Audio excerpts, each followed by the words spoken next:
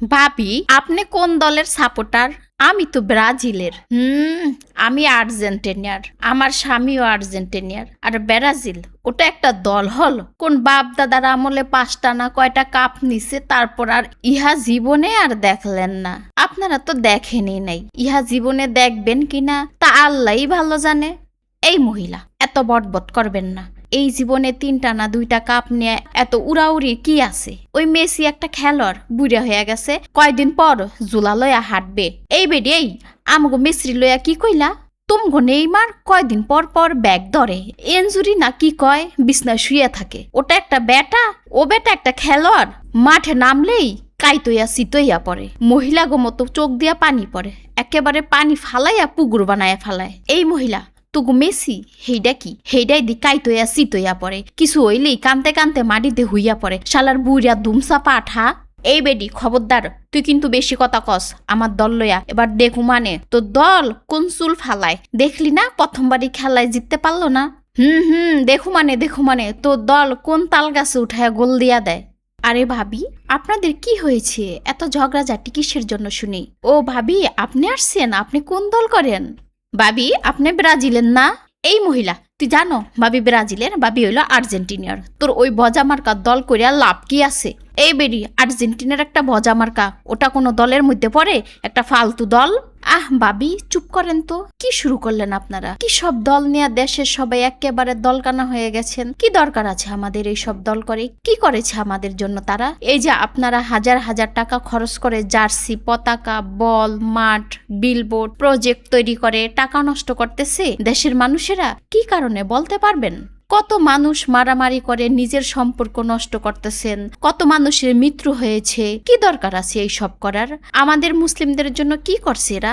এই যে মুসলিম রাষ্ট্রগুলোর উপর কতভাবে নির্যাতন করছে এক একটি বড় বড় দেশ, এরা কখনো নির্যাতিত মুসলমানদের হয়ে কথা বলছে বা বলে না? কখনো আমাদের দেশে এসে এই গরিব অসহায় এতিম মানুষগুলা দেখাশোনা করছে? আর সবচেয়ে বড় কথা কি জানেন? এদেশের বেশিরভাগ গরিব মানুষরাই এদের সাপোর্ট করে। কত মুসলিম মানুষ ইসরায়েল, আমেরিকা, রাশিয়া, কানাডা দ্বারা নির্যাতিত হচ্ছে। আপনাদের যে খেলোয়াড়রা, তারা কি জানে যে মুসলিমদের উপর এত নির্যাতিত হচ্ছে? তারা কখনো তাদের হয়ে কথা বলছে? ফিলিস্তিনির হয়ে কথা বলছে? ফিলিস্তিনকে তারা কখনো সাহায্য করেছে? আপনারা কেন মুসলিম হয়ে অমুসলিমদের নিয়ে এত হাড্ডাহাড্ডি লড়াই, এত যুদ্ধ, এত দল কানাকানি কেন করছেন? ভাবি, আপনারা বলেন তো আমাকে। কি যেন নাম, মেসি, নেইমার, রোনালদো, কই কখনো তো দেখলাম না মুসলিমদের হয় ওইসব রাষ্ট্রের বিরুদ্ধে কথা বলতে।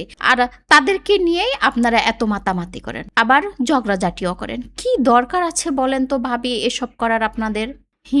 সত্যিই তো কইছেন ভাবি, এইটা তো কখনো ভাবি নেই। আমরা তো হুদাই লাফাই ওদের নিয়া। হ্যাঁ ভাবি, এই যে ইসরায়েল কত ফিলিস্তিনদেরকে মারলো, ইরাকে কত মুসলিমদেরকে মারলো, যে অমুসলিমদেরকে আমরা সাপোর্ট করি তারাই তো আমাদের ক্ষতি করে, বারবার ক্ষতি করে। আবার ক্ষতি করে তাও চুপ হয়ে থাকে। তাদের নিয়ে আমরা এত আমোদ প্রমোদ কেন করি বলেন তো? আমরাও তো কত বোকা জাতি, তাই না? আমাদের মতো বোকা জাতি এই পৃথিবীতে মনে হয় আর কেউ নাই। হায় রে বাঙালি, আমরা কেমন মুসলিম আর কেমন জাতি। ঠিকই বলছেন ভাবি, আমরা নামেই মুসলিম, কামে না।